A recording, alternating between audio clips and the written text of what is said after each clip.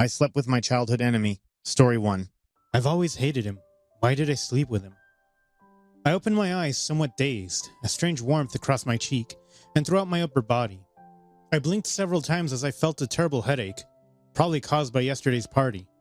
The dryness in my throat made me cough a couple of times. Finally up, dipshit? My whole body tensed up when I heard that voice. Why was someone in my bed?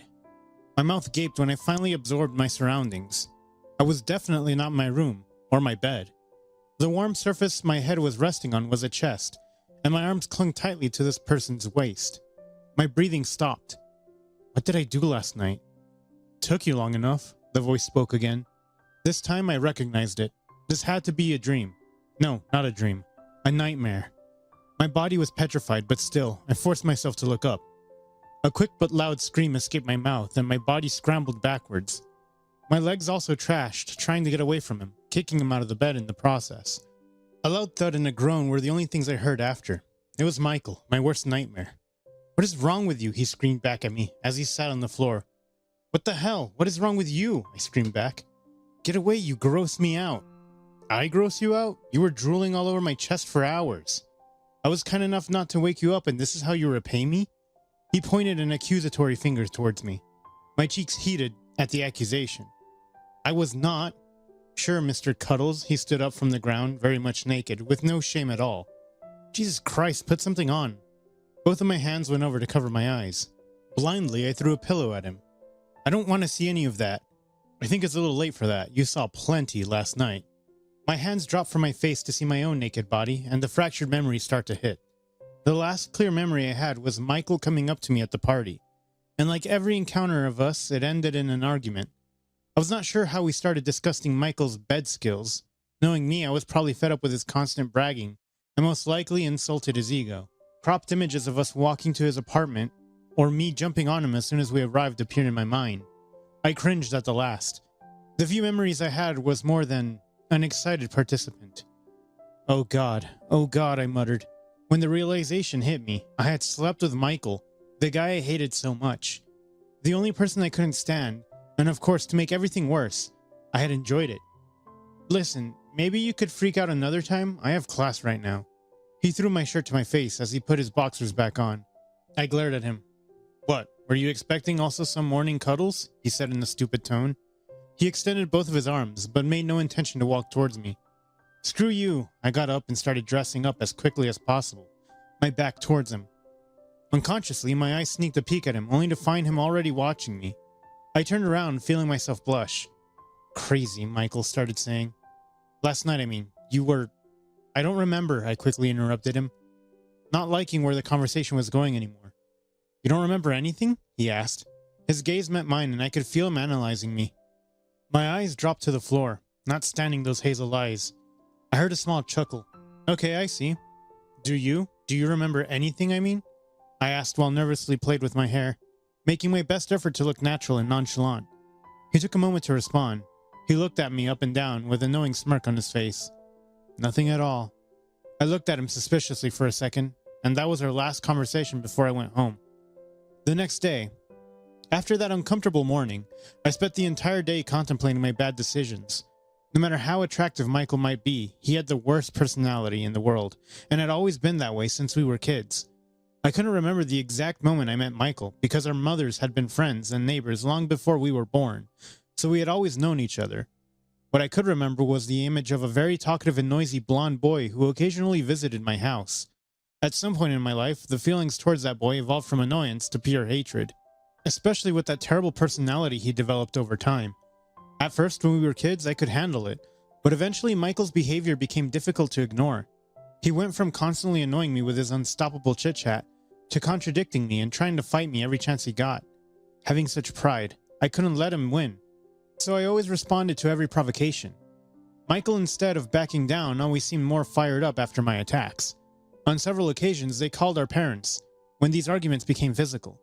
Although we had matured quite a bit, and it had been years since we fought on such a scale, there was still some animosity between us. It was terrible when we ended up attending the same university. Even though we didn't study the same major, we saw each other more often than we would like. I did my best to avoid him, but sometimes I just couldn't. I guess one of those was that night at the party. After a whole day of moping and complaining about my past self, I went to school the next day. After all, I couldn't avoid it forever. Thankfully, I didn't see Michael at all. Even though I should have been glad, I couldn't. Most of the time I was a wallflower. No one paid attention to me. Unlike Michael, who was always the popular kid, who everyone loved. Except me, of course. So being noticed was definitely strange for me. And if I was honest, it was creeping me out. "Hey, you're Alex, right?" a girl asked me. Once she sat next to the bench I was. "I'm Sasha. We had one class together last semester." I looked at her confused for a second because I honestly didn't recognize her at all. "Right. So how have you been?" she asked me with a big smile on her face. I didn't understand why she was talking to me. "Your has become a popular topic around school lately." "What do you mean?" "Come on," she gave me a look like, "about what happened between Michael and you the other day." My eyes widened when all those looks and whispers around me finally made sense. Why is everyone talking about that? Well, they're all impressed that you could get with him. You guys just don't seem compatible, or at least, that's what everyone says. Not me, by the way, she quickly rambled as she played with a strand of her hair. Blonde hair. How did you manage to get with him? That question stung because it implied people were shocked that someone like me had ended up doing it with the popular kid. I felt anger surge in me. The kind that always made me do irrational things. So everyone says that? Yeah, but no offense to you. It's just Michael is Michael, you know? I knew. Oh, I knew very well who Michael was. Just a jerk who didn't deserve to be worshipped by everyone. Well, yeah, I guess Michael is the best. Why do you say it like that? I looked around and inched myself closer to her and lowered my tone of voice when I said, "Can I tell you something? But only if you promise not to tell." Of course, of course. Her eyes lit up in excitement. If I'm being completely honest, I started acting shy and embarrassed, like I was reluctant to talk about it. He wasn't that good. She gasped loudly before her hands covered her mouth. No way. What did he do wrong? I didn't say anything. I just put my pinky finger up in front of her face and I let her connect the dots. The expression on her face was comical. Remember not to say anything. It was the last thing I said before walking away, with a devilish grin on my face. 2 days later. The gossip spread much faster than I thought. In just 2 days, everyone was talking about Michael. At first, all this was very funny to me. Sadly, this feeling did not last long. Little by little, the rumors, which at first were harmless and ridiculous, turned into something more serious and worrying. It was funny if they said that Michael lasted minutes in bed. But it didn't seem so funny anymore when there were people affirming he had all the STDs on the planet, or that he refused to partake in safe sex. There were atrocious things that were being said about him now, and that seemed to me to be crossing the line. I inevitably began to feel guilty, and apparently I was not the only person who blamed me for all this. What did you do? Michael cornered me as soon as I walked out of campus, pulling me towards an empty street. You started all those rumors. Okay, first of all, let me go, I said when I noticed his hand still holding onto my wrist. Second, I didn't start shit. Oh, so you're telling me you didn't say anything? Nothing at all. I hesitated only for a second to answer, and that was enough for Michael. What a jerk. You did say something. You suck at lying. I don't believe I did. It was just that Michael was good at reading me, and I hated it. The only thing I said is that it wasn't the best I ever had, okay? And I said that in confidence to this one girl. How was I supposed to know she was going to tell everyone? Not the best. Right? Right? He laughed, but he didn't look amused at all. Like you weren't saying something different that night. You were all over me, you little vampire. And what was that you kept repeating? He stopped for a second, pretending to think. Shut up, I don't want to hear it. Oh, I remember what it was. A devilish smile appeared on his face as he got closer to me. Stop. Both of my hands went to grab his shoulder and I shook him, trying desperately to shut him up. Then, to make sure he didn't say anything, my hand went to cover his mouth, which he easily grasps away. Our closeness suddenly felt like too much. I tried to step back, but his hand on my wrist pulled me back in, even closer. Don't even try to think otherwise, because we both perfectly know how it all went down. Maybe I should also start telling my version of things. Don't you dare, I snarled in his face. Well, you started this, so either you fix it or I'll start talking. Unlike you, I'll only say the truth. They're just rumors, they'll go away. I tried to defuse the situation. No one really cares. Dude, they're saying I'm into stuff like role-playing as a baby and shit. My hand slapped my mouth, but the laughter couldn't be contained. Not funny. It is a little bit. Fix it. Now. He emphasized every word. He didn't say, but the or else was heavily implied. Look, you're an idiot if you think I can do anything to fix this. Guess what? Rumors go away quickly. You just need the next big thing to happen and everyone will forget about it. Big thing? Yeah, I don't know, a pregnancy or a breakup. Maybe like a new couple getting together? I started listing random things. My point is, something will eventually happen. So just wait it out. I'm not waiting for shit. He looked at me up and down, like he was pondering something. An idea that I knew I wouldn't like. Let's force the next big thing to happen. How? Date me. My breathing stopped, and my heart skipped a bit. Why? I don't... What? Not for real, you idiot. We just fake it until people stop talking about me. Did the steroids you take finally fry your brain? Listen to me. People will stop assuming I was bad because you decided to start dating me.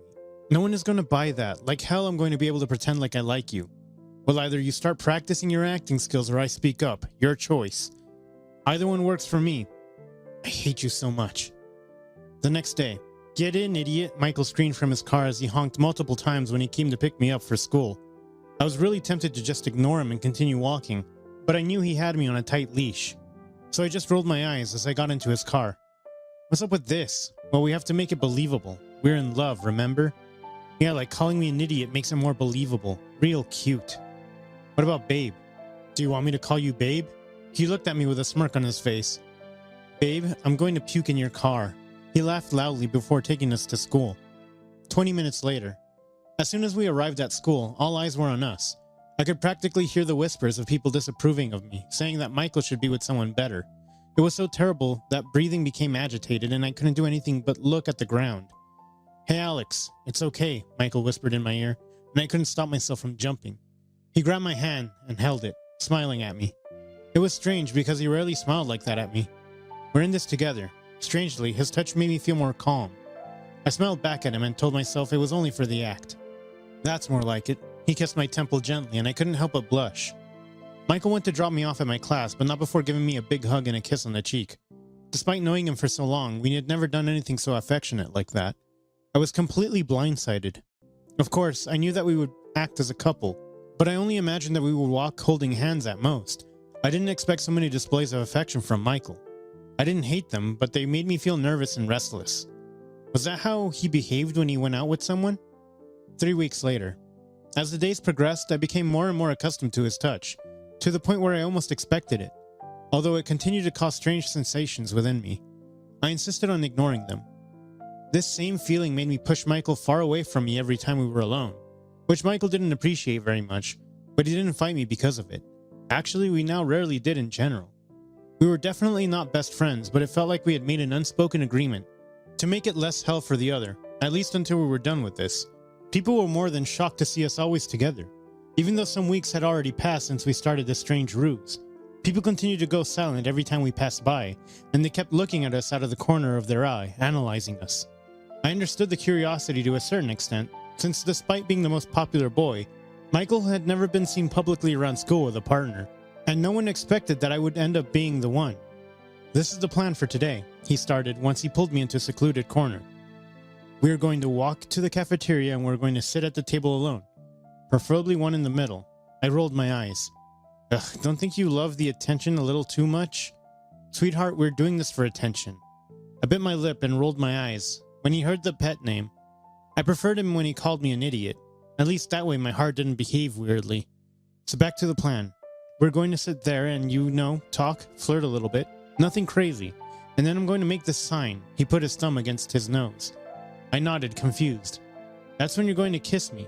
My jaw fell to the floor. Kiss you? What for? It can be a peck, nothing crazy. No way, why do I have to kiss you? Because we're trying to make it believable that you actually like me. He looked at me as if I were dumb. No offense, sweetheart, but I've been doing all the heavy lifting around here. Sorry for having a hard time being fake. Not everyone is so good at it like you, I said bitterly. He didn't look at all affected by my dig at him. Yeah, are you in or is it a task way too difficult for you? Ugh, I hated it when he dared me because that was my weak spot. I would always fall for it. Difficult my ass. We walked into the cafeteria and swiftly executed the plan. We sat at a table, on the same side. Michael cuddling up to me, hugging me with one arm. People tried to be discreet, but I could see curious eyes on us. Why are you blushing for? He whispered in my ear. I felt my cheeks get even more hotter. Still not used to it? Get over yourself, it's just warm and you're like a heater. I made sure to shove my elbow in his chest. He He chuckled as he grabbed my elbow. Heater, as I'm too hot? More like an easy way to waste space and energy, especially when not needed. This time he laughed honestly and kissed my cheek, making me blush even more. You've always been funny. I looked at him surprised by the sudden compliment. His eyes looked deeply into mine, and that made this warm feeling in my stomach grow. He winked at me before getting up and walking away. Oh, wait. What about the kiss? Did he insist so much just to forget about it? That's when he stopped for a second and looked back at me standing in the middle of the cafeteria. His thumb touched lightly his nose, pretending he was scratching it. I got up quickly and walked up to him. I wanted to punch that smirk off his face, but I couldn't, so I just kissed it away. It started as a peck, but then it got more intense when Michael grabbed my face. My heart raced, and that's when I had to push him away. I looked at him, confused, just to find him as red and breathless as I was. If anyone said anything about it, I didn't know because my eyes were only on his. Michael pulled me by the wrist out of the cafeteria. That was enough to break the spell for me. It was just a kiss. Why was I so flustered? Well, that was crazy. I think we got them in there. People are so dumb sometimes, right? He started rambling really fast out of nervousness. Michael wasn't answering. He just kept dragging me in silence. I think we both are great actors. We totally should think about changing majors because... Michael stopped and finally turned around to see me. His dark eyes made me choke on my words. He stepped closer, and in response I tried to step backward only to feel a wall against my back. His hands reached for my cheeks, and he looked into my eyes. I felt like my heart was going to explode out of my chest. Our faces were so close when we both heard a gasp and giggles. We both jumped and turned to look at a group of people who were pretending they didn't just see us. Michael coughed before looking down. He tried to step away, but my hands reached for the front of his shirt. Before he could, he looked at me surprised, and a big smirk appeared on his face. This time, he was the one to close the distance between us, in a hotter and passionate kiss. Don't ever say I don't pull my weight, I whispered in between kisses. 2 weeks later, after that kiss, my head was full of Michael. I could not stop thinking about him. I didn't understand why this was happening to me. I was supposed to hate him, but now every time Michael approached me, instead of feeling disgust or hatred, I was only able to hear the loud sound of my heart. Although it hurt my pride to admit it, I now looked forward to those little moments we spent together, acting as a couple. A small part of me desiring more from him. I was addicted to him, whispering jokes in my ear when we were supposed to flirt, and I loved the way he grabbed at my hand every time I was anxious in public.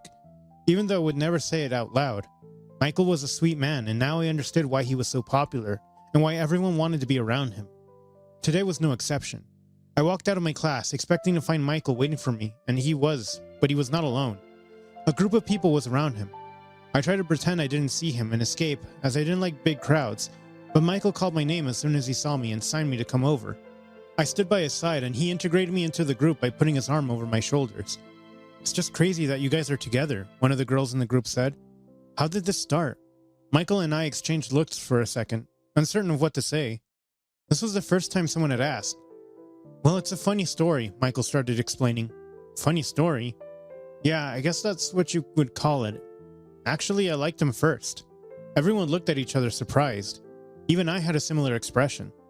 Since we were kids, I've always liked how he was so unapologetically himself. He didn't care about what others said. It's always been me following him around like a loser. His head reached for me and gently combed my fringe to the back of my ear. What about you, Alex? Someone else from the group asked. And that took me out of my trance. I mumbled clumsily. I looked at them and then at Michael.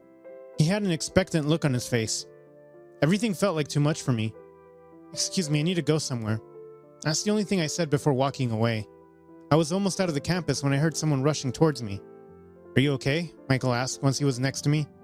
Yeah, perfect, I answered without looking at him. I just continued walking. Alex. He stood in front of me, stopping me. What is it? I stayed quiet for a second. I took a deep breath before making up my mind. Things couldn't keep going like this. I want this to be over. He looked confused at me. What? Yeah, this plan we had going on, it's over. You got what you wanted. No one is talking to you anymore. So why keep going? It's pointless. I needed desperately for this to stop, for the well-being of my heart. It was scary how much I had fallen for him in such a short time. I needed it to stop. I couldn't fall for something that was not real. An act Michael was doing for the world to see, not for me. Pointless? He looked at me angrily. Even with that ugly glare on his face, he looked handsome. Yeah, we should just go back to how we were. not waste our time and energy anymore. He walked closer to me and pointed an accusatory finger at me. He opened his mouth like he was ready to give it to me, but he didn't say anything. He just sighed, defeated. Fine, have it your way. You always do. 3 weeks later. It was Friday night, and it had been a week since the last time I saw Michael. I decided to go to his random party in the hopes that alcohol would make me forget about him, even if it was just momentarily. Of course, with the luck I had, Michael was also there. When our eyes met, he quickly looked away, and that made me feel a sting on my chest. I tried to also look away, but it was like my eyes couldn't stop looking for him, even when he was already talking to some random guy. That person whispered something in his ear, and then Michael proceeded to laugh loudly. I felt my chest full of jealousy. Michael whispered something back, and then looked again at me. Quickly, I looked at my beer as if there was something really interesting in the bottle. When I looked up again, Michael was already walking towards me. Hey, Michael said. What are you up to? Nothing much. I took another sip of my beer. Enjoying the party. Or more like, enjoying the view? Excuse me? Come on, you've been staring at me. You haven't been subtle. I blushed. Presumptuous of you to assume I've been looking at you. Oh, really? Then who? I looked for a second around the room until my eyes settled on the guy Michael was just talking to. Well, the guy you were with is pretty hot. Michael's expression was comical. His mouth was open and his furrowed eyebrows. It was a combination between shocked and being pissed, but that expression turned fast into a devilish grin. Oh, no. Oh, really? Then I can make you both acquainted. Before I could say anything, Michael pulled me towards the guy, whispered something to him, and introduced me. The guy started to ask me questions with certain interest, and I tried to make my best effort to show the same interest back.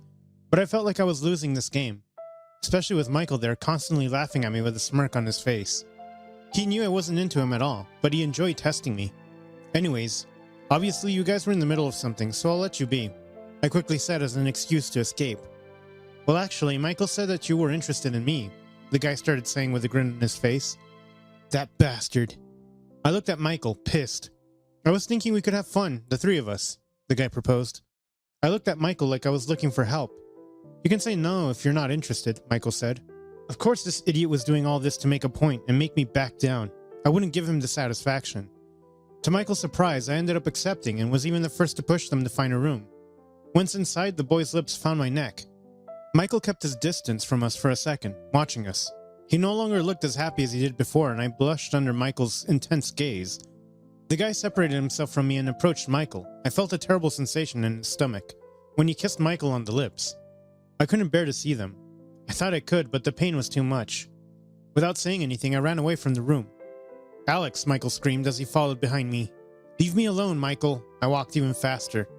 No, I'm not leaving you alone, he screamed. The seriousness in his tone made me stop, but I didn't turn around. I wasn't strong enough to see him face to face.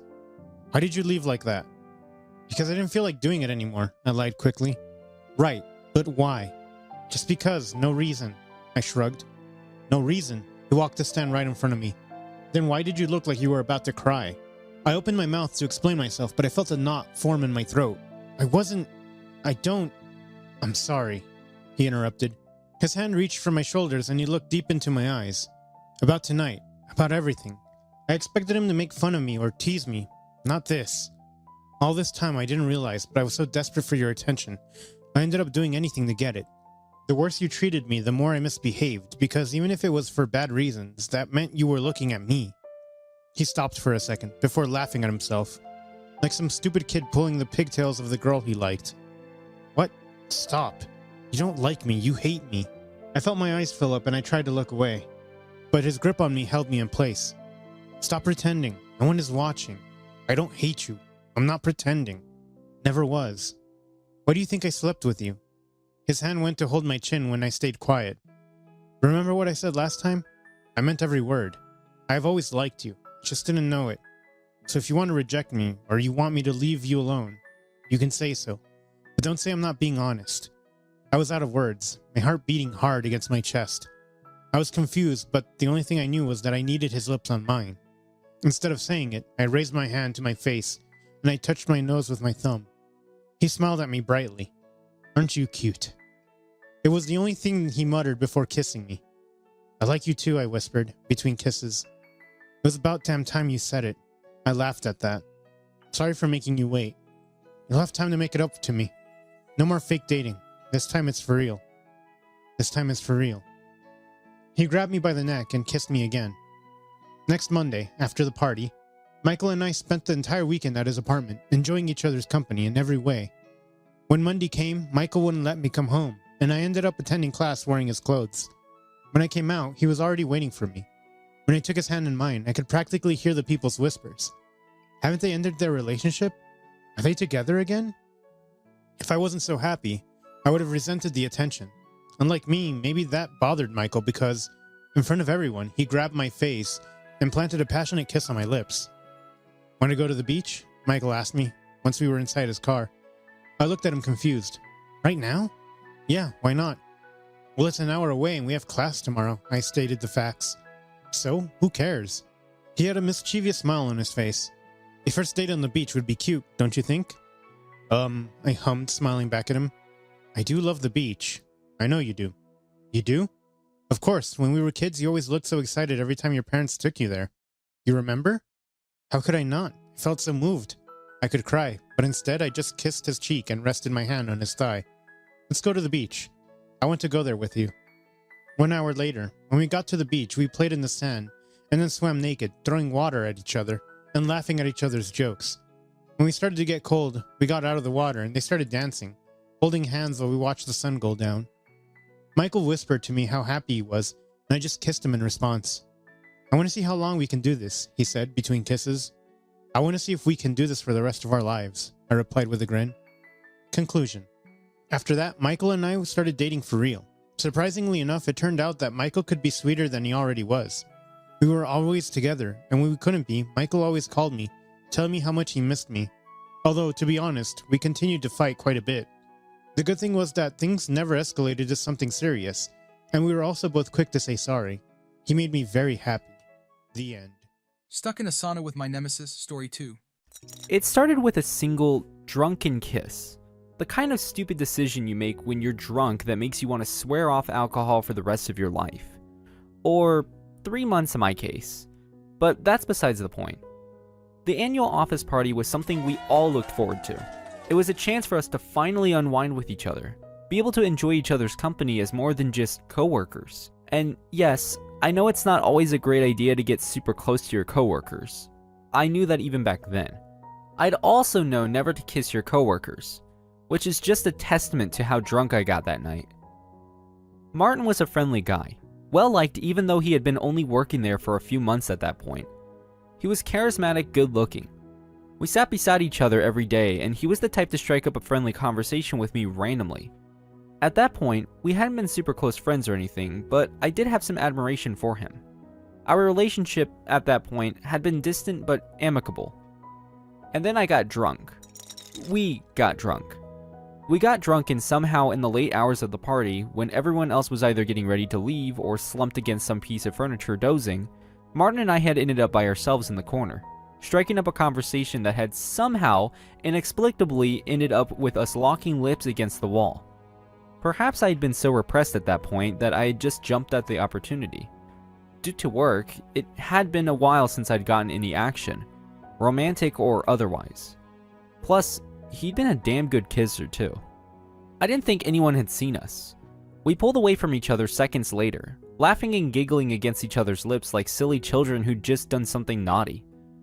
His breath had reeked of alcohol, and I was sure mine had too.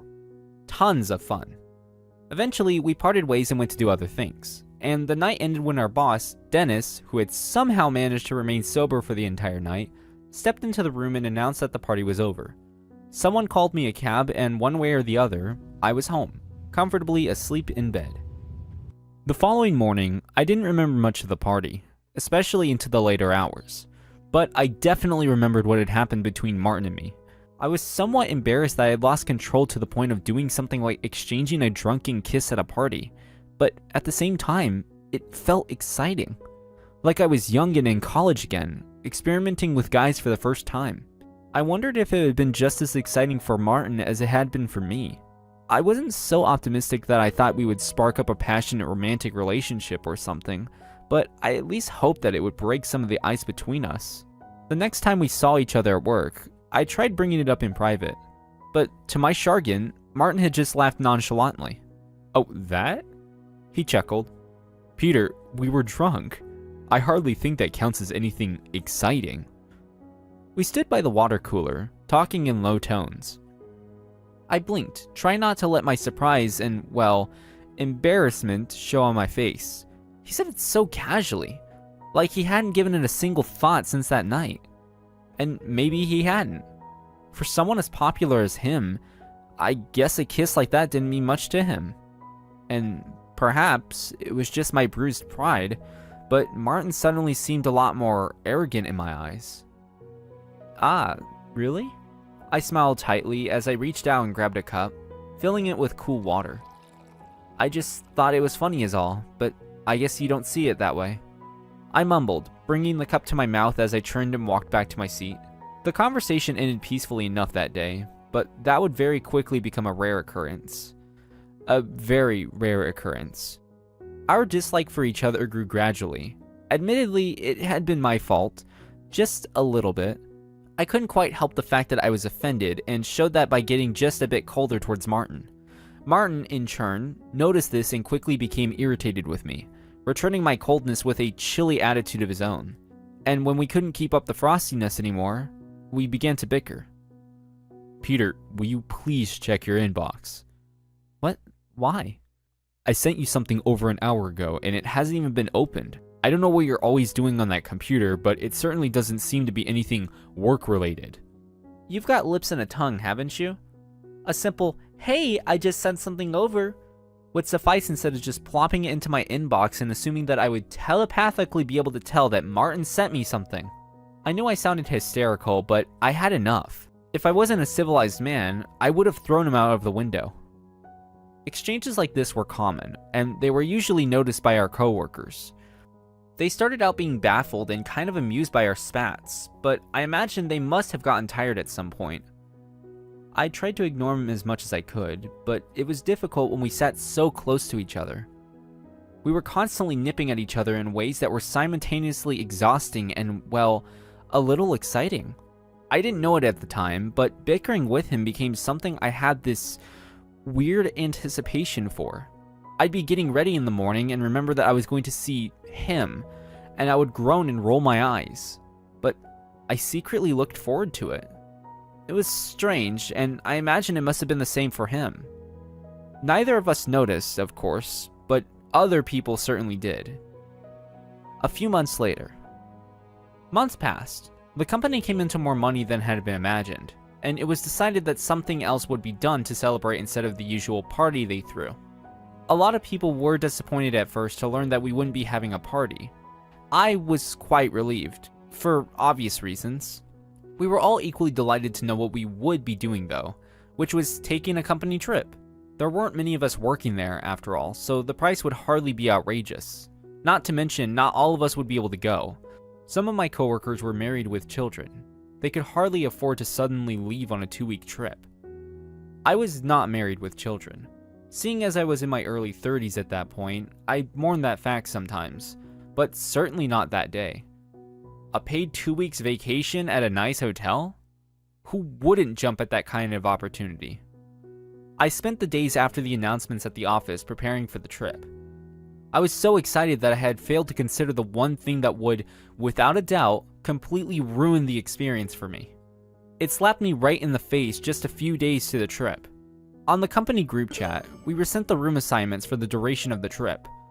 I smiled as I opened the message and scanned the list to see who my name had been paired with. My smile vanished as soon as I saw it typed neatly beside Martin's name. My smile fell.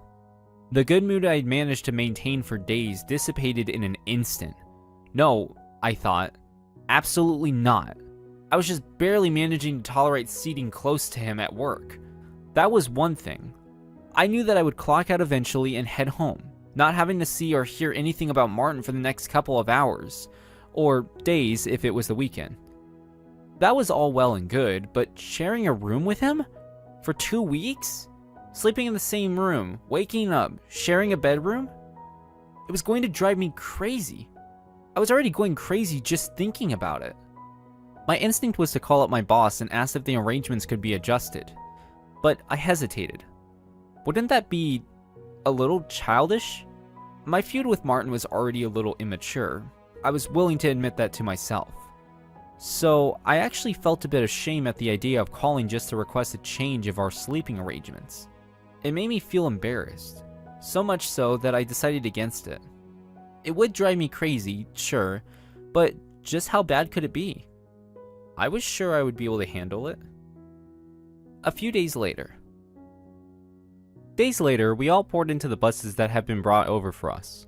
Part of me had hoped Martin wouldn't show up for the trip at all, but to my dismay, he was there that morning. Of course he was. He was just like me, a bachelor without anything better to do. Our eyes met briefly, but he looked away almost immediately. Fine by me, I thought. The less we managed to acknowledge each other during the trip, the better. I wanted to actually enjoy myself after all. The trip was long, but I slept through most of it. When I woke up, the bus was just pulling into the parking lot of the hotel. I sat up, dazed but excited. The hotel was beautiful, and I knew the rest of the town was as well, seeing as I had done my research prior to that day. I was determined to enjoy myself, and I wasn't going to let anything stop me from doing that. We all trailed into the lobby with our luggage in tow. Dennis, who was the one organizing the trip, called out to all of us and instructed us to stay by our roommates while he sorted out getting our keys from the front desk. Reluctantly, I located Martin and went to stand beside him, dragging my suitcase along with me. He glanced at me. "I hope sharing a room with you is more enjoyable than sitting beside you," he said quietly, in a tone that made it sound like he did not believe that it was at all. I scoffed, crossing my arms over my chest. "I've shared a room a few times and I've never had any complaints. Just make sure not to get in my space," I retorted. Beside us, I heard someone sigh. We both turned to see it was Millie. She sat near both Martin and I at work, so she had bore witness to a lot of our arguments over the months. "Come on, guys, here too?" She shook her head with a laugh. "I can't believe you ended up in a room together." "Neither can I thought. "Try not to rip yourselves apart, please." She pressed her hands up against each other playfully, as if she was seriously begging us.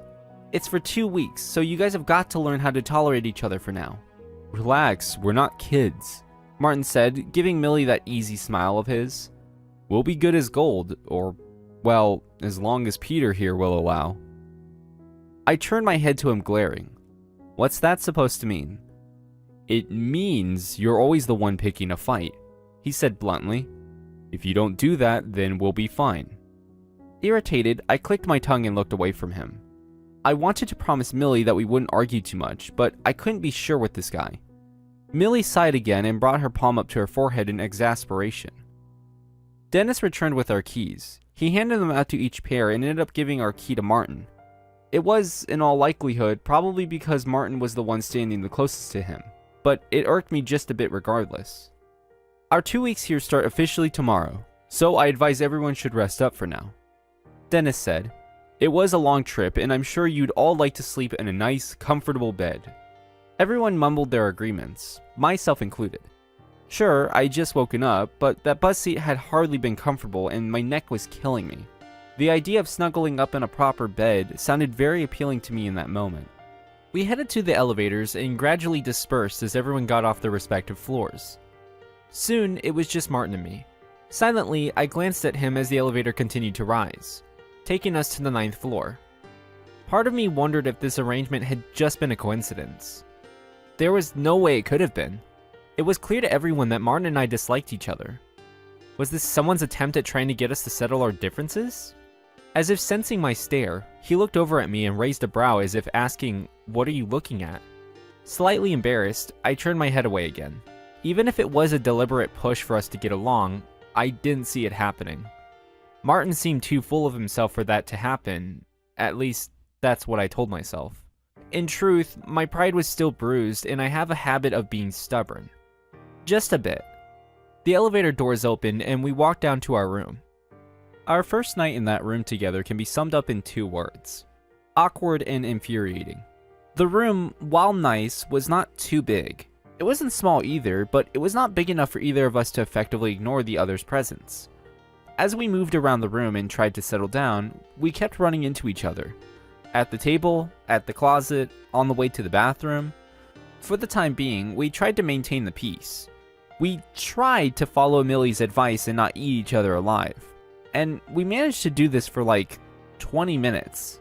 But eventually, he got into the bathroom to take a shower and ended up staying there for just a bit too long. I sat in my bed, waiting for him and bouncing my knee impatiently, before I stood and went to knock on the door. "Could you hurry it up, please?" I called out, trying to keep my voice as civil as possible. "I'd like to take a shower too, preferably sometime tonight." "Relax, I'll be out soon," he responded, and all I could do was huff and go back to my bed. He stepped out soon enough, now wearing more comfortable clothes. I sighed and stood up. "Took you long enough," I complained as I walked past him. "Sorry to have kept you waiting, Your Honor," he responded drily, still drying his hair with a towel. I scoffed and stepped into the bathroom, shutting the door behind me. The bathroom was still warm and smelled very strongly of the same soap I had smelled on him a couple of times. Not that the way he smelled was something I paid close attention to. I leaned against the door and sighed. I couldn't believe I'd have to deal with this for 14 days. So much for a peaceful vacation. I had no idea just how much more complicated it was about to get. The next few days. Our trip began in earnest the next day. Martin and I woke up and got ready, stepping on each other's toes the entire time. Still, we emerged from our room and went to meet up with the others in the lobby. We went sightseeing that day as a group. Later, we would get the opportunity to explore the town individually, but it was certainly fun as a group. I managed to stay out of Martin's way for the entire time we were outside, and Martin stayed out of mine. As the sun set, we headed back to the hotel, laughing after a day of fun. All my stress had been sucked right out of my body for a few perfect golden hours, and it returned as soon as Martin and I were alone in our room again. I sighed to myself as I laid on my bed, scrolling on my phone. I was looking forward to the next morning. As we walked, Millie had come up to me and pointed out a sauna the locals frequented. I read reviews online. Apparently it's like super relaxing. She shot a sideways glance at Martin. If he's really giving you that much trouble, it might be a good idea for you to unwind there for a bit.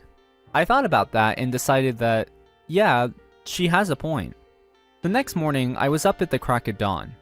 I moved quietly, not wanting to wake Martin, who I had assumed was still asleep. Perhaps I should have paid closer attention to his bed, but the room had been dark, and I had still been tired. I left the hotel and began the short walk to the sauna. The morning air was fresh and crisp and cool. I reached the sauna, paid for an hour inside, and changed into a towel. The person at the front desk told me I had come at a good time. There was only one other person in the room. I would have preferred it if there was no one else there, but how bad could it be with a single other person? I entered the room with a pep in my step, eager to just enjoy the feeling of the warm steam on my skin. And I walked in on none other than Martin sitting on one of the benches, his head tipped back against the wall and a towel covering his eyes.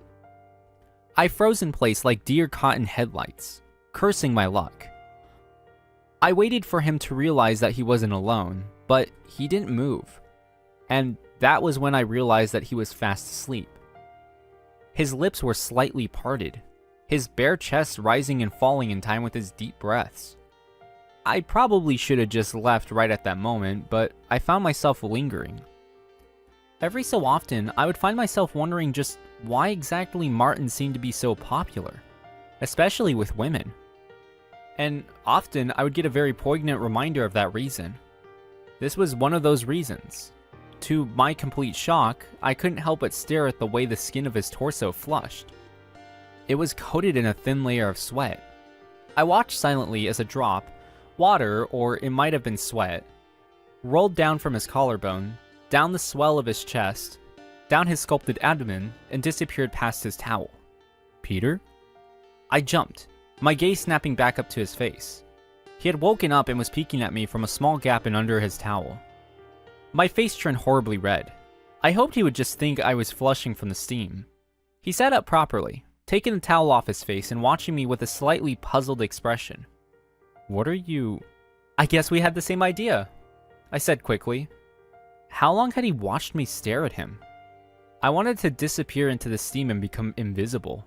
I thought I'd check this place out, but since you're already here, I turned stiffly to go.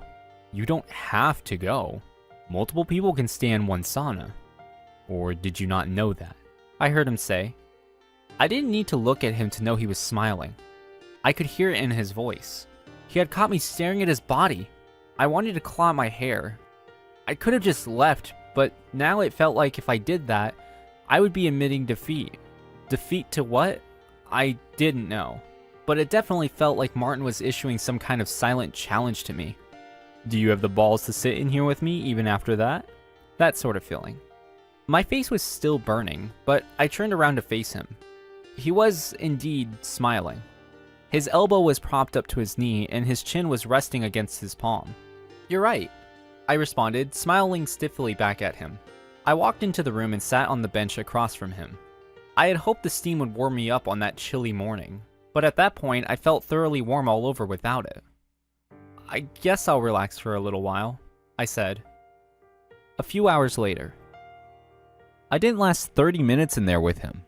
I couldn't. I was sure that if I stayed any longer, I would either die from embarrassment or strangle him. When Martin found a sore spot he could abuse when it came to me, he never, ever let it go.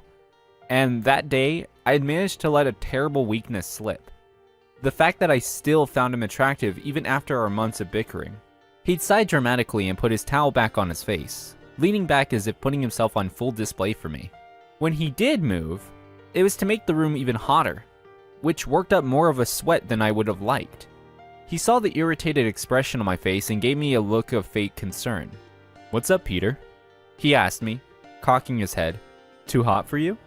I scowled, unable to take his teasing any longer. I stood up. "Yes, actually, I'm heading back." I huffed. I stormed to the door, but not fast enough for me to not hear him quietly chuckling under his breath as I did. I showered and went back to the hotel, grumbling under my breath the entire time. I was done for. He was never going to let me live this down. I was frustrated, both with him and myself. There was no way I still actually felt something for him. Was there? We had just shared a kiss. It had excited me, but he seemed to not be impressed by it. And that was that. Now we disliked each other. That was how things had turned out. But if that was the case, I wondered why. Why was I still red-faced? He was an attractive guy, sure, but surely that alone didn't warrant any kind of reaction. A few days later, Martin was smug. From that day at the sauna, anytime I tried to snap at him in my usual way, it always felt like it fell flat. It drove me crazy how helpless I felt. Our relationship felt more childish than ever in those days. In our hotel room, he started casually strolling around shirtless, as if inviting me to look as much as I wanted. I wanted to smack him. One day, I couldn't take it anymore. "Can you please put on a shirt?" I snapped as he got up to turn the television on. He paused and turned back to me, and I immediately regretted saying anything at all. Why? Is it bothering you?" he asked me. The oblivious attitude made me clench my jaw. "You know exactly why," I hissed, my ears burning. "You're acting like a peacock. It's childish." He turned to face me fully then, crossing his arms over his chest. "I'm childish? That's rich." He laughed. "Do you even know how you act?" I stood up, now simmering with anger. "What's that supposed to mean?" "It means you act like a little boy, obviously. You always do. You're doing it right now." Annoyed, I stormed over to stand in front of him. We were about the same height, but I had a smaller frame. "I don't act like a little boy," I argued, even though I knew fully well that I had the tendency to be childish. "You absolutely do. You have since that night." He snapped back. I recoiled slightly. It was the first time either of us would bring up what had happened that night. "Well," I spluttered out, flustered and caught a bit off guard. "Well, I'm sorry for being offended at you just pushing me to the side after that." When I said it out loud, it sounded more like a confession than I would have liked. Martin scoffed. "What? So that's why you got so prickly every time I tried to talk to you after that?" he asked.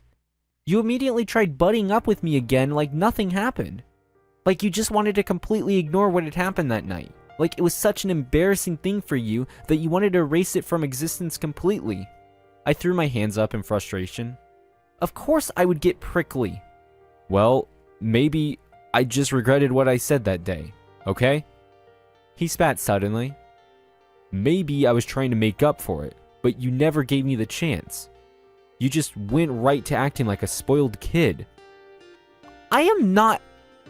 I was about to complain at him, comparing me to a child again, when I paused, playing back his words in my head. You regretted it, I repeated, narrowing my eyes suspiciously. Martin blinked at me, as if he just realized what he had just said. I mean... I guess it might have been harsh for me to just brush you off like that, he said after a moment. His words sounded significantly less confident than they had just the previous moment. I wanted to apologize. I frowned at him in confusion. So why didn't you?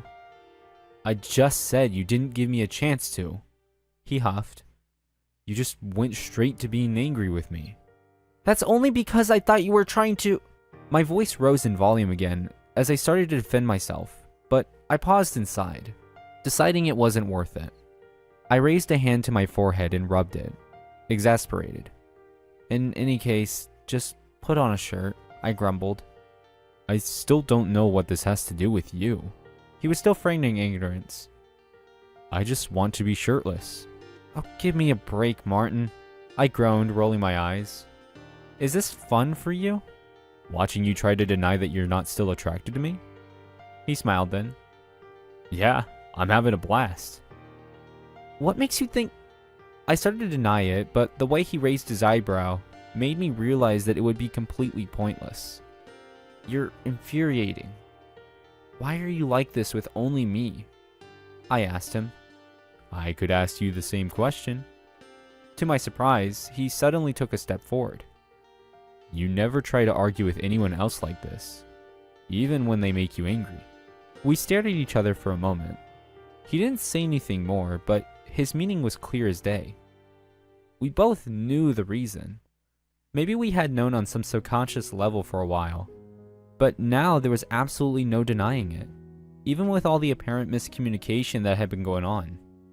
The question was, which one of us was willing to put our pride aside and actually address the issue at hand? Finally, after the moment, I shifted where I was standing.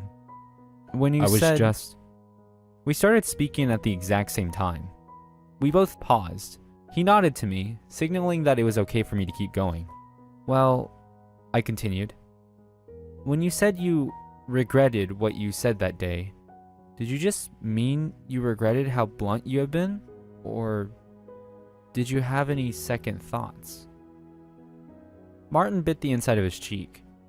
Well, I thought back and realized that it had been fun, he confessed. And then in a lower voice he added, but it's been so long that I barely remember it.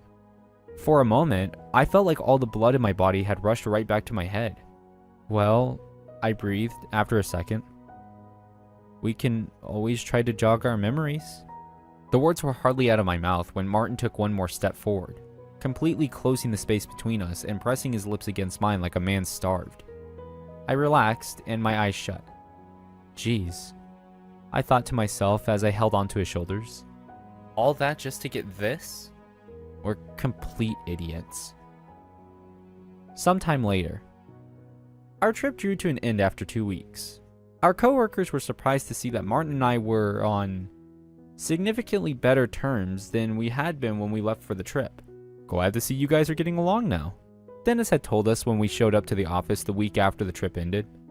Forcing you guys into that room had been a good idea. I thought back to some of the things that had gone down in that room during the trip's final days.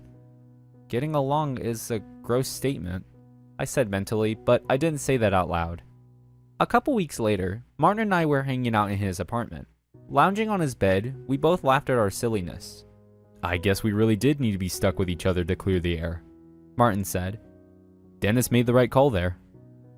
Yeah, the sauna thing was a crazy coincidence though, I said, my head resting on his chest. It must have been fate that moved Millie to tell me about it that day, Martin said. Shocked, I sat up to look at his face. She told you about it? I asked, blinking. She told you too? He watched me, his eyes wide.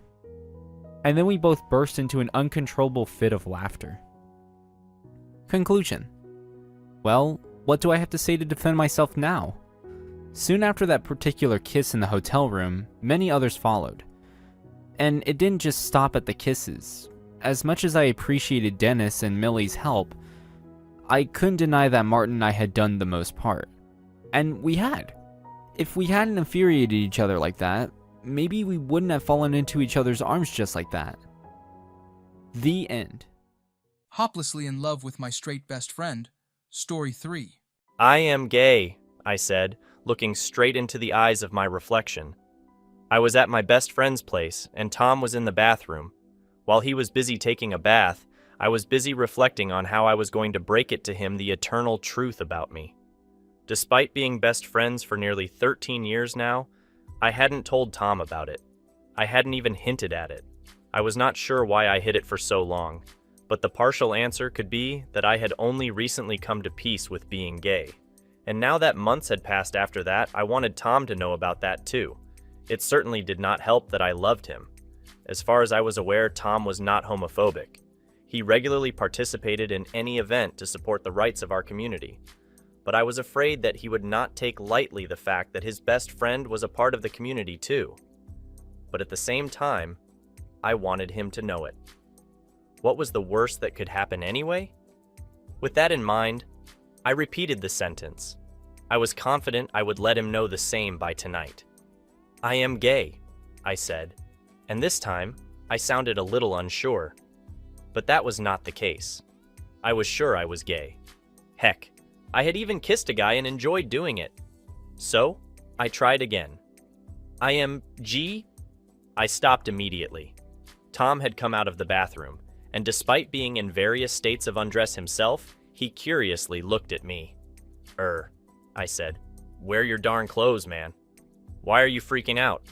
He laughed and pointed at his towel. I am not naked. Horror, I answered, even though my cheeks were flushed red. Tom was a part of our football team, and, well, you know the rest. As cliche as it sounded, Tom was everything I wanted to be, except I was way too lazy to exercise. As he dressed, I kept peeking glances at his broad shoulders.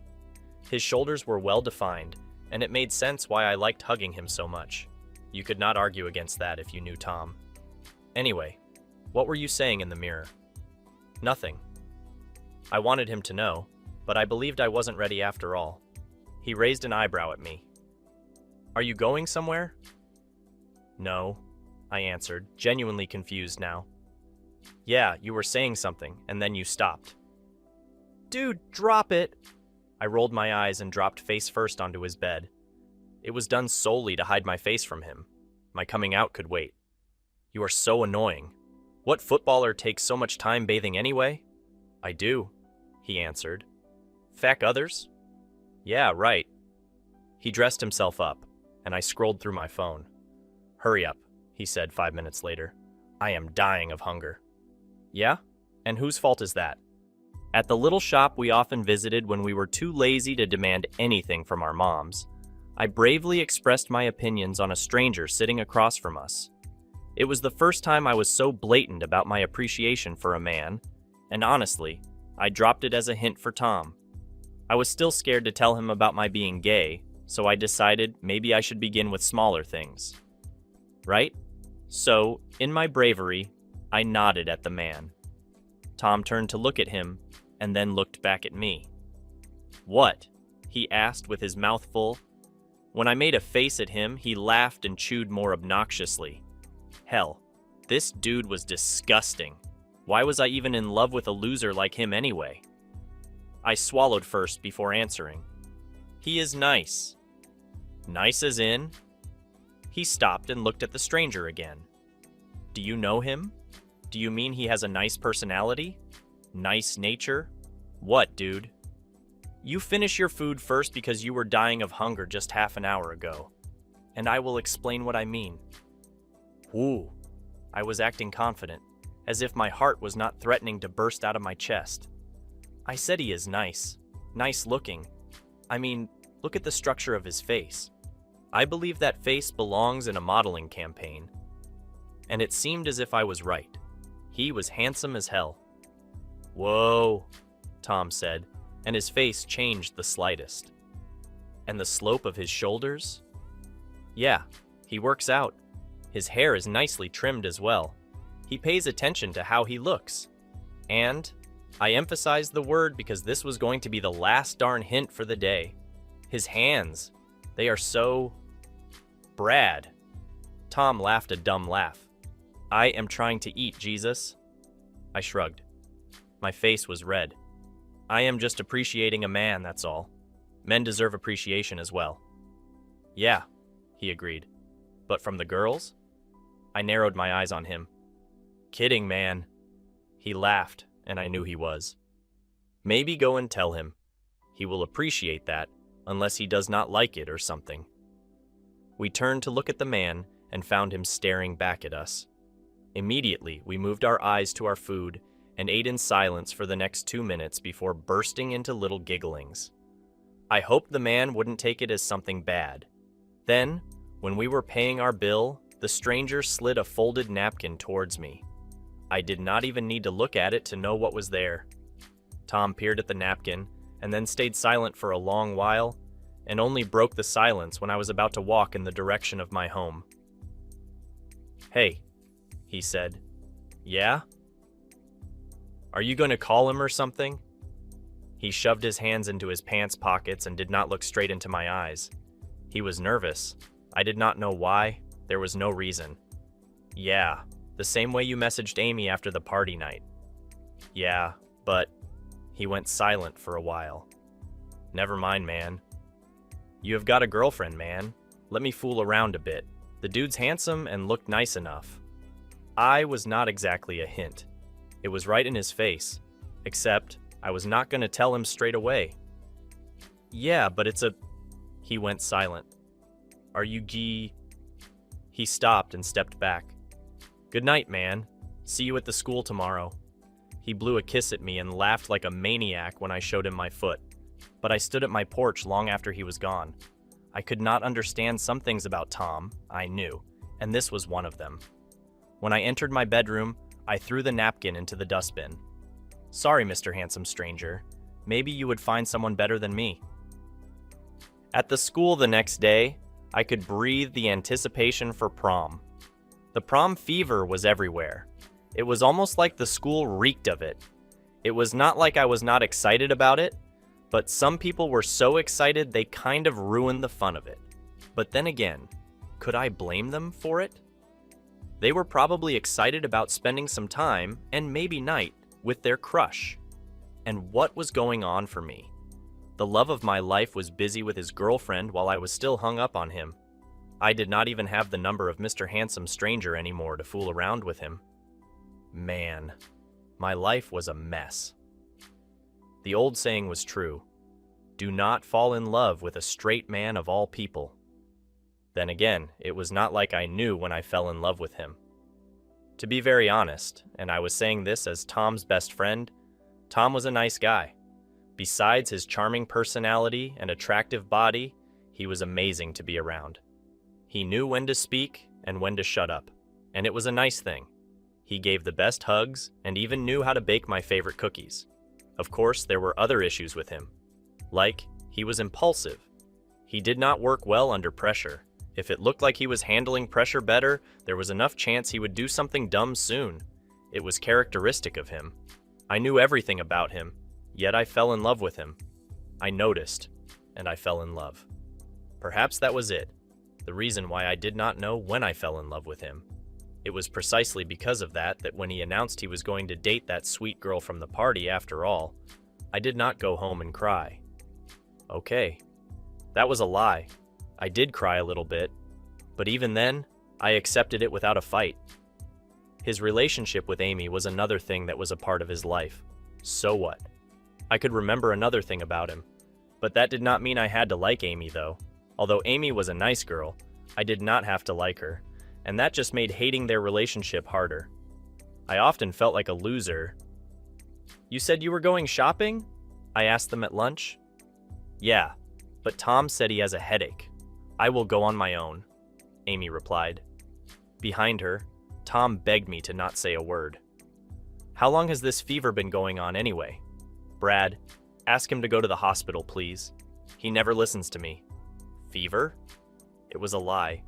And now I had to make do with the little information I had about this new excuse. I swallowed my food first before answering.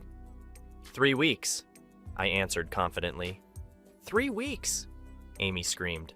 What the hell, why didn't you tell me? The question was directed at Tom. 3 weeks are a lot. Obviously, Amy answered, a hint of frustration in her voice. I shrugged at Tom when he glared at me. But it's getting better, I promise. Amy turned to look at me. Be honest, Brad. Is it getting better?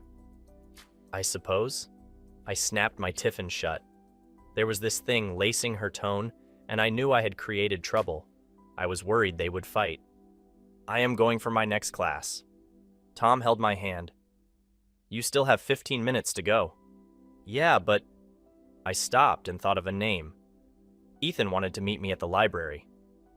Tom's hand loosened. Ethan? Why do you want to meet that loser anyway? None of your business, Tom, Amy answered, and asked him to leave me alone. Exactly. None of your business, I answered, though a little cheekily. He dropped his hand and let me leave. But it was clear to me. He was now in a sour mood too. Ethan and Tom had a long-standing rivalry. It was for a petty reason, but footballers liked holding on to every little mean thing anyway. It was the same for Tom and Ethan, and I had just taken Ethan's name. Of all people, it was clear he was sus. 2 days later, he dropped by my place. What are you doing here? I asked. Don't you have a, headache? He rolled his eyes for a dramatic second. Then he answered, We were going out shopping. He scrolled through his phone. As far as I know, Amy has done her shopping, and we are safe. I don't understand, I asked. Shopping, Brad, he said. I know your lazy arse will not go shopping until the last moment, and then you will pick up the dumbest looking stuff for prom, and I don't want my best friend to look stupid. He pointed into my room. Go, pick up your wallet and let's go. All right, I answered slowly, though I was secretly pleased. During the shopping, I asked him what he was trying to achieve. All boys dressed the same at prom, only girls had pretty clothes to wear. Oh, all right, he said. Then maybe we should buy you pretty dresses and wigs. You'd have a nosebleed then, I answered. Tom stopped for a while. Now, don't imagine me in them, you creep. Tom burst out laughing and showed me a pair of loafers. Let's begin from here. An hour later, you would find us in the same changing booth. We were dressed in what we intended to buy, and Tom was busy handling his hair. He looked at my reflection and nodded his head in appreciation. You look good in black, he said. Yeah, I answered with a straight face, but I was secretly pleased. It brings out the color. Here. He grabbed his tie and stepped a little closer. Help me with this. I swallowed. There isn't even a need for that, I answered. It looks nice. Help me, dude. He insisted and shoved the tie right in my face. Help, sir. Everyone knew what this looked like. I decided to not look at his face because I knew that even though I knew how to tie a tie, I would forget. So, I took the tie from his hand and decided to do as was asked of him. My hands were trembling, so my fingers touched his face a few times. I swear to God, if we were boyfriends, I would have kissed him. You know this is the first time I have noticed you are so short. When I did not answer, he went on, I have to dip my head to stare right into your eyes, shorty. He laughed, that loser. Your girlfriend is likely going to be shorter than you, and you guys going to make the shortest pair of lovers. That dumb loser, I needed him to shut up. I should have prayed for myself. I am gay, I told him. He stilled. Okay, he said sometime later. I wanted to tell you, but I wasn't sure how. The tie was done, but I kept my hands on his chest. He did not push them away either. But yeah, that's the truth. I am gay. I like boys. So, I stopped, shrugged, and then looked into his eyes. I will not have a girlfriend. Maybe a boyfriend. most likely taller than me. Okay, he said again. Thanks for telling me. I was slightly disappointed, but that was because he did not repeat the same. I wanted him to say, "Hey Brad, I am gay too," or "Hey Brad, I am bi." That would have been nice of him. You are not upset? Upset about you liking guys? What's the issue with that? They were rhetorical questions. I did not need to answer them. Whether you like chicks or Shut up. And we laughed. Thanks. Yeah, he answered, and then smiled. He cleared his throat and looked down at my hands on his chest. I removed them immediately as a red flush crept on my cheeks. I guess we look good. He pointed at our reflection. We look perfect, I answered. Yeah, I know. He looked into my eyes through the reflection, and I knew things were going to change between us. 2 days after that, and 3 nights before the prom, we had a sleepover at my place. My parents, who were already familiar with our routine, were already asleep, and the entire house was silent, save for the noise from the TV and our giggles and laughs. I just had to make sure we were not too loud, and I knew it was going to be okay. Remember that guy from that evening? The Model 1, as you put it, he began all of a sudden. Yeah? I was sleepy, and my words slurred a lot. Did you call him? No, I answered. Did you message him then? He asked, sounding a little confident now. Nope. He took a deep breath. And Ethan. Is something going on between you two? Oh, hell no. I snorted. Isn't he like your enemy or something? I am not gonna backstab you, Tom. Yeah, thanks for that, he answered and laughed, then lay down beside me. But, you know, you can date whoever you want, all right? Just because I am not good with them doesn't mean you cannot date them. Yeah, well, thanks for the permission. But if my best friend doesn't like someone for whatever reason, I don't like them either. Tom smiled. He looked more comfortable now. Earlier, he looked constipated. Well, I am still glad you told me about it, though. Just in case you're too happy, my parents have known it for a longer time. I am glad no one's troubling you then. You will take care of them for me? I will, he answered in a promising tone. Brad, he said, and then fell asleep. I switched off the TV and the bedside lamp. It was ironic. He was so close to me and yet not enough. The problem between Amy and him started the next day. In the evening, I received a message from him. He asked if I wanted to go to the park. It was not always that he asked for that, but whenever he did, it meant something was troubling him. Park always sounded like a cry for help. I always imagined it as a signal. I told him I would be there. In the park, he told me about the recent argument he had with Amy. It was over something trivial, he said, but it was clear he was hiding something from me. He also confessed that Amy and he had been having some trouble in their relationship for some time, and it just made me curious about the state of their relationship, because it was still 4 months into their relationship. She is usually so nice, but when she's down, she gets so vicious. It's hard to keep everything in control when she is so mean, he told me. Did you do something? Me? No. Lord knows what I did. Maybe try understanding her. It was tough playing mediator between the two when I loved Tom so much. It should work, I believe.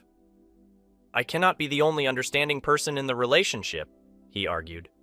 I agree, I answered. But I want to end it all with her, he confessed, and that silenced me. Tom? I feel like she's keeping me from important people I don't know. He looked into my eyes. And I don't want to lose important people for her. She's your girlfriend, I said. Yet, I do not want to be with her. We sat there for hours. We talked, but we were mostly silent. Tom made a lot of confessions, and I was surprised at most. I guess during one of those confessions, my resolve to keep myself to myself ended. Or maybe it was just bad planning. But when Tom looked at me again, and it seemed like there were just 2 of us, I leaned in to kiss him. I expected to be shoved back or to be hit, or Tom to get upset at me for taking it too far, but I did not expect him to kiss me in return. That was the kind of reaction I was not expecting. Lo and behold, whatever strength I lacked in the kiss, Tom fulfilled it for me. He kissed me so passionately that I thought, well, at least I was right about one thing. Things were going to change between us. Next came the evening of the prom itself. Tom and I did not kiss after that evening in the park, and frankly, we did not even talk about it. We mutually decided it was best left unsaid. I did not know if he had told Amy about it or something else, so I kept my mouth shut. It hurt, but it was what it was, and I expected it to be just that. Then, something else happened. Amy and Tom had a small argument the evening before prom. So, the initial plan of them arriving together at the venue changed, and in the end, Tom and I went to the prom together. Amy was still there, waiting for him to reach. Instead of anticipating meeting her after the argument, Tom was more interested in complaining about the current state of his relationship. In his opinion, he was pretty sure something was missing in his relationship. I had little idea about what that was, so I did not encourage this doubt in his head. Whatever he wanted, I was sure he would work towards that anyway. We soon reached the school, and there she was, Amy, waiting for him in a pretty red dress. If I were straight, I would have liked her too. But the truth was that I didn't. And, at this moment, she was my rival. Tom went to meet her, and I walked out of there. I did not want to see them kiss, thank you very much. From what I knew about the couple's plan, Amy wanted Tom and her to win the best titles of the evening, Prom Queen and Prom King, and the chances of that were high. Tom was already known because he belonged to our school's only good sports team, and Amy was a good student with a very good face. She was popular, just like him. The chances were high. I found my corner with my friends. Amy and Tom disappeared half an hour into the prom. I did not care what they were doing, but hoped they were not busy making babies. 10 minutes later, Amy returned to the main crowd. She looked flushed, which was not my favorite look on her, but there was something more.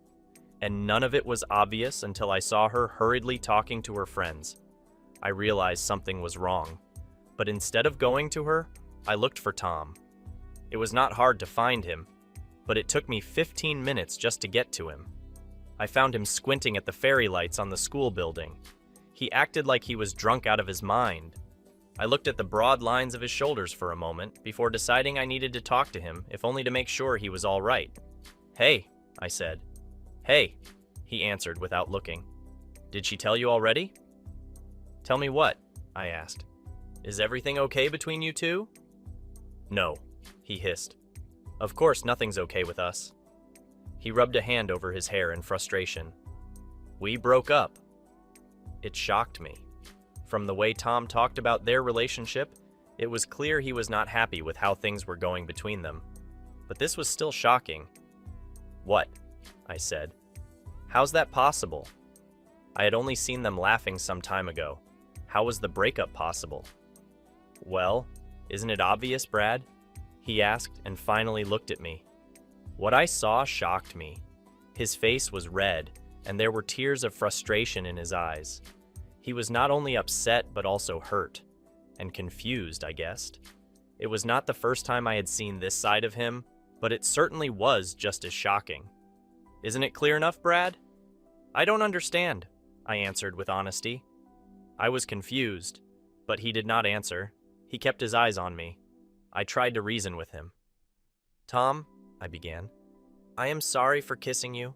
I am sorry for doing everything wrong, but if this is because of me, please don't break up with her." But that was not enough. He had other things to say. "It's not because of you," he answered. "I am still sorry," I replied. But he did not stop looking at me. It looked as if in this moment of weakness, he wanted some kind of reassurance from me. And where could I find it? In the touch. And I followed my gut instincts. Before I could think of doing or saying anything, I kissed him. But it was not exactly a bad idea, and that was precisely because he kissed me back. I could not understand the moral implications behind whatever we did, but kissing him felt good. And if his hands on me were any indication, the feeling was reciprocated. When it got too much, Because of course kissing your crush did that. I tried to step back and take a couple of breaths to understand whatever the heck I was doing. But Tom did not feel the same. When I tried to step back, he chased my mouth for another kiss. And that was telling enough, I believed. I still did not know what he was. Was he gay? Was he bi? Was he still straight? Or was it that he just did not care about that at all? I could not tell. But we kissed as if we did not have another day to live. We were forgetful of the world around us in those moments, but it was not going to stay like that always. Just when I started relaxing under his touch, we heard several gasps from a little distance. Tom pushed me away. I stumbled but did not hurt myself. I was okay physically, but mentally and emotionally, I was shocked and hurt. Tom? What the FTEek was that? It was one of Amy's friends. The trio belonged to the social circle of Amy's high school. It was bad news. Is that why you broke up with Amy? Another one asked. Because you wanted to kiss your best friend? Male best friend. The third one added and giggled. Are you gay? He stepped towards them and shook his head. No, I am not. Brad kissed me suddenly, and I didn't know. Brad, he said, and turned to me. Please tell them you're gay. I was too shocked to speak. What the hell was he doing? Is Brad gay? What wow? The three giggled together. I did not know that. Are you serious? They discussed it among themselves. I mean, look at him. And the three looked at me. Their faces looked devilish. I did not know who I was more angry with. They or my best F-skecking friend in the entire world, Tom Simpson. When they left, Tom turned to me. His expression told me he was scared, but that was not enough. I knew what those girls were capable of. They would go and tell everyone about it, and I was not ready to tell it to any outsider. Heck, I did not even think they needed to know that. In the end, I decided I couldn't care less if the entire world knew of being gay. What hurt me was Tom, and how easy it was for him to throw me under the bus. Tom came closer to me, but I swatted his hand away. Everything happened so suddenly that I did not know how to react to anything. Instead of confronting him for what he did, I ran away from there. This was the first time I had cried this year. Tom came after me, but I shoved him away. The first thing I did when I reached home was cry into my father's arms. He was the first to know I was gay. Instead of bothering me with questions, my mom gave me a warm glass of milk and let me go to sleep early tonight. It was still 8. It was way too soon. But did I care? From where I stood, I saw nothing but a mess. I had lost everything, and there was no other way of looking at any of this. When Tom started calling me, I switched off my phone. I did not want to see or talk to him. 4 days passed, and Tom had made exactly 34 attempts to apologize to me in front of my parents. In the beginning, my parents scolded him for his selfishness and asked him to apologize to me whenever I decided to talk to him. Each time, he passionately answered that he would do so. But even then, I did not bother seeing him. Another day passed, and then another. Are they saying something? My dad asked. Like? I did not move my eyes from the TV screen. My bum hurt from how long I had been sitting in the same spot. I moved a little to ease the pain. The kids at school, he began. Are they bullying you? Saying something mean? They can try to, I hissed, anger in my voice. I am sure Tom will teach him a... I abruptly stopped. I did not know where that came from. I will teach them a F-seeking lesson. Hey, no swearing, my mom shouted from the kitchen. Talk to him, Brad, my dad said softly after a few moments. He hurt me, I told him. Tell him that. Why should I... The doorbell rang, and I stopped. Probably Mom's delivery. And you need to check, he told me. I huffed and checked the door. Of all people, it turned out to be Amy. Can we talk? She asked. I sighed. All right. I gestured to her to come in. No, outside is okay, she said. I sighed again and nodded. It was past 10, and my parents asked me to stay close to home. I promised I would. What is it? I asked when we were a short distance from home. Geez, shouldn't you apologize first? My boyfriend broke up with me for you. I said, the confusion evident on my face. Just apologize, she said. Sorry? I said. I am sorry. I am. There wasn't any need, but thanks for making me feel good. Anyway, because it's late, I will go straight to the point. Tom needs you. I scoffed. Heck, if I care. I understand what happened was wrong, and Tom is at fault for what he did. But to be very honest, it was mostly my friend's fault. They should have used their brains. It was wrong, and they will apologize to you as well. But listen, she said. Tom is missing. What does that even mean? He is not at his home, and his parents refuse to say anything. He has been missing for 3 days, and his parents are not doing anything. And I have zero idea where he is. Please, find him. Hold on. I don't understand. What happened? She shrugged. Only he can tell. She patted my shoulder. But only you can find him. We told his parents that if we could not find him, we would report it to the police. Please, we don't want to deal with the police. Find him, she pleaded. She stepped into her car. When you do, phone me. I need to talk to him too. Then she left. I swallowed. It did not make sense at all. Where did he go? I ran home, informed my parents of my intention to find Tom, and left before they could understand what the hell I was saying. I called him, but he did not pick up. The more I called, and the more he did not pick up, the more panicked I felt. Half an hour passed, and I was still nowhere, and it was then that I thought of the park. Without waiting a moment, I ran towards it. And just as I had predicted, he was there and in our favorite spot in the entire area.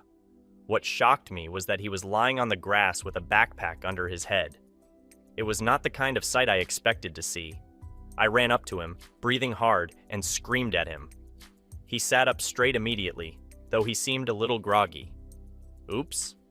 I had just woken him up from sleep. Whoa, what? He asked. What are you doing, Tom? Why are you not at home? Is that you, Brad? Yeah, that's me, I answered. Now tell me what's going on? What's the meaning of all of this? Why are you not at home? What happened? Hey, take a breath, he said, and held my hand. I will tell you everything. Tom confessed he was gay, and that he was afraid of accepting that part of him. So, Amy was the option to help him deal with it. It did not work out. After the prom night, he informed his parents of the same. His parents did not like that at all, further cementing his previous assumptions that being gay was trouble. I held his hand as he explained everything to me. He said when his parents realized he was speaking the truth, they kicked him out, and they asked him to never return to them again. Being a hard-headed teenager, he decided to not return either. That was why he was here. And I am FC-sicking sorry, Brad. I shouldn't have done that to you. I wanted to come to you, but I was so sorry for what I had done, Brad. I couldn't. Hey, it's all right. It wasn't entirely your fault. Now get up. Why? You're coming home with me. It did not take too long for my parents to understand what had happened. Though they were still upset at him, they accepted Tom and let him stay with us in my bedroom. He apologized to all of us throughout the night and every night after that. It took me a while, but I accepted his apologies. 2 weeks after that, we received emails in our notification. It was from the same college. News? We were selected in the same college. So, the four of us celebrated the news. After, at night, as we were preparing for bed, Tom poked me in my shin and apologized again. Jesus, I said, a little groggy. You scared the hell out of me. I sighed and turned to the side where he was sleeping on the mattress on the floor. What? He was not on the mattress. He was right in front of me. Are we okay? He asked. Yeah, I answered. He took a deep breath. Brad, I was thinking something. I looked at the clock. Even though my heart was beating fast and I was no longer sleepy, this proximity was going to be the death of me. It's 1. Would you go out with me? Eh? I asked and swallowed. I knew exactly what he wanted. What? Go out with me as my boyfriend? Tom? Is that a no? Ha ha ha. Just as he tried to move away, I grabbed his neck and kissed him. And did he return the kiss? Well, considering the weight on me, I'd say he did. Conclusion. Tom's parents never really tried to contact him again for good things. If they did, it was mostly to remind him that he still had some chance. It was the strangest argument, even from my parents' point of view. Because Tom had nowhere else to go, my parents decided to let him stay with us until we had to move out of the city for college. In our relationship, we might have gone on a couple of dates after that kiss and some more. We did not name our relationship, but it was okay like that. But anyone could say we looked like a couple. We decided to look for an apartment near the college, and we found one 1 hour away from the institution. It was the cheapest. We will move there soon, and perhaps our relationship would begin afresh from there. The end.